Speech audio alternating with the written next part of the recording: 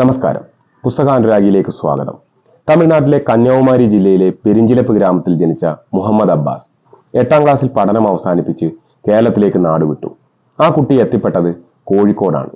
പുതിയ ബസ് സ്റ്റാൻഡിലെ ബുഹാരി ഹോട്ടലിലെ എച്ചിൽ മേശകൾ തുടയ്ക്കുന്നവനായി ജോലി കിട്ടുന്നു. രാവിലെ 6 മണി തൊട്ട് വൈകിട്ട് 6 മണി വരെയാണ് ജോലി.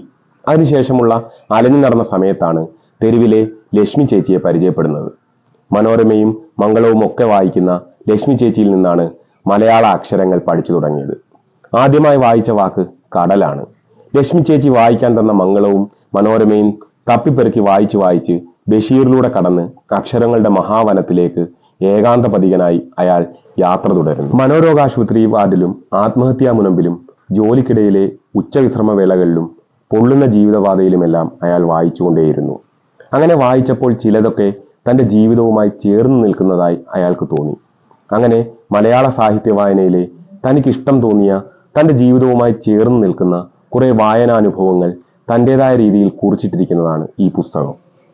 സാഹിത്യം ജീവിതത്തെ എങ്ങനെ തൊടുന്നു എന്നതിൻ്റെ നേരനുഭവമാണ് ആത്മഹത്യയ്ക്കും ഭ്രാന്തിനും ഇടയിലെന്ന പുസ്തകം.